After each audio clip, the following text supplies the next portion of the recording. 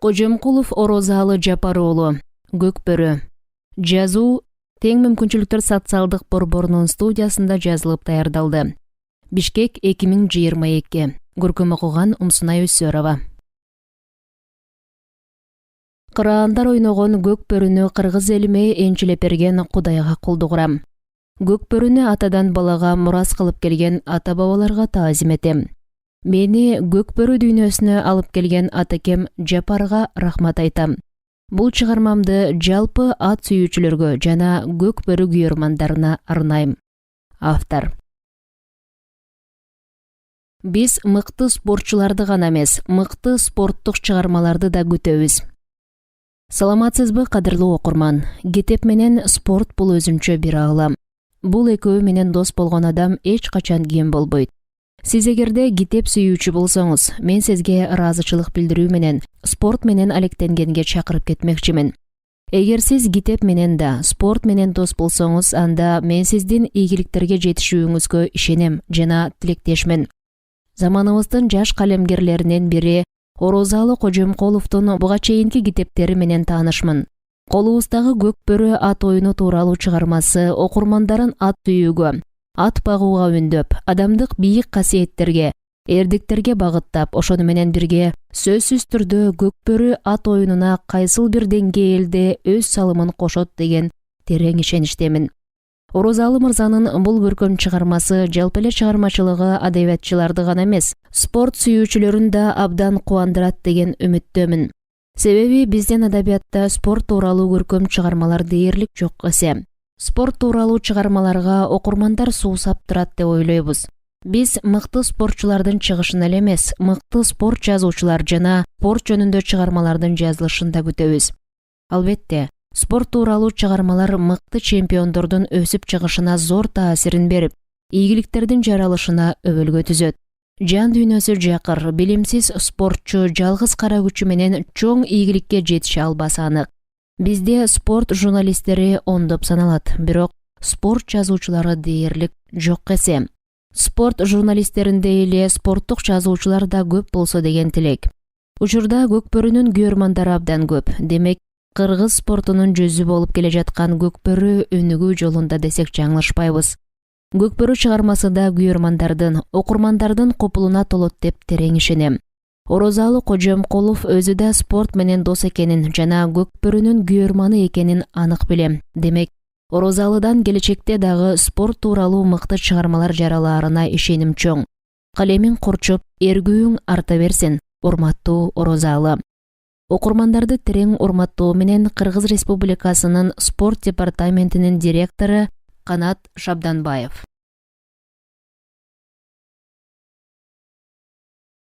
Шаардан айылды көздөй эски, бирок жакшы каралган темир тулпар сапарга чыкты.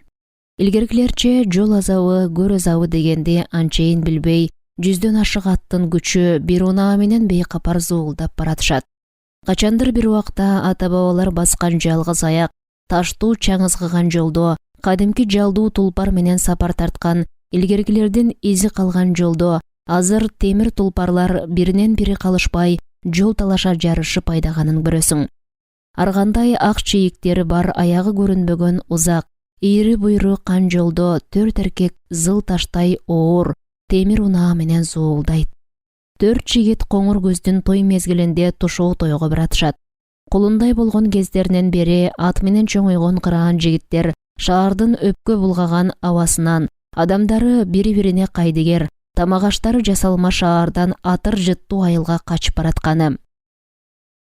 Айылдын айты бүткүс, сүрөттөп түгөткүс ажайып керемет табиатын көрүү менен биргеликте ат оюндарын көрсөк деп көксөп бараткан кербездери. Унаа айдаган шадылуу, карылуу шоопур жигиттен башкасы кара жолдо камбарата тукумун кеп кылып баратышты. Темир унаанын ийне жибине чейин билген, алтын кола тыккан жаныш жылкы жөнүндө бир ооз сөз сүйлөгөнгө жарай албады. Шаардын шарапаты менен алышып, шаан шөкөтүнө бөлөнүп жүрүп, айылдын жашоо турмушунан таптакыр оолак чоңоюп, элеттин күнүмдүк турмушу болгон мал жандан алыс өскөнү менен техника дүйнөсүн, унаа тетиктерин өзүнүн дене мүчөлөрүнө караганда мыкты билет. Жөн жерден ал эл тарабынан алтын кол деп атыккан эмес. Ошол узак сапарда замандаштары кадимки жалдуу тулпар эмес, темир тулпар тууралуу кеп козгогондо, анда жаш чебер уста эч кимисине кеп кезегин бербей, кепке конок узатууну унутуп, кызыктуунун кыйласын куурап берүүдөн чарчап чаалыгып кетмек эмес. Асыл тукум аргымактарды сүрөттөрдөн, тасмалардан гана көрүп жүргөнү болбосо, жылкы баласынын жалынан кармап, маңдайынан сылап көрөлек жигит кызуу маекке кунт коюп кулак салып үндөбөй барат. Барар баргыча капыстан тилин жутуп алган немедей, анда-санда гана түшүнүксүз үндөрдү чыгарып, тамагын кырып койгон жанышка: «Биздин маек сага маанисиз болуп жүрбөсүн. А балким сен тынчтыкты самап жаткандырсың. Деги сага эмне болду? Үнсөздөбөй баратасың», деди. Аттын жалы менен ойноп, аттын туягына чалынып чоңойгон айылдык досу. «Чындыкты айтсам, күлбөгүлө. Мен ушул жашка келгени атка минмек тургай, ал жумуксмал жаныбардын жанына жакындаган эмесмин. Ойлоп көрсөм, атка минүүгө менде эч мүмкүнчүлүк болбоптур. Жок, мүмкүнчүлүктөн мурда да менде каалоо жок болгон окшойт. Чөйрө да кандайдыр бир деңгээлде таасир этсе керек. Буга чейин жакын адамдарым жылкы тууралуу силерчелик кулактын кычуусун кандыра кеп козгогонун эшиткен эмесмин. Алардын көбү темир тулпардын билермандары, күйөрмандары болчу. Уядан эмнени көрсөң, ошону кылат турбайсыңбы? Бала кезимен бери жок дегенде бир эле таанышым жылкыга жанаштырганда, балким мен азыр ат үстүндө шамал менен жарышып жүргөн жигит болор белем деп, силер сүйлөшүп жатканда ойлодум. А балким жылкы минүү дээрим да жоктур. Унаа айдаганды, оңдогонду мага атайын эч ким окутуп үйрөткөн эмес. Билишимче, ата тегим деле техникадан алыс жүргөн.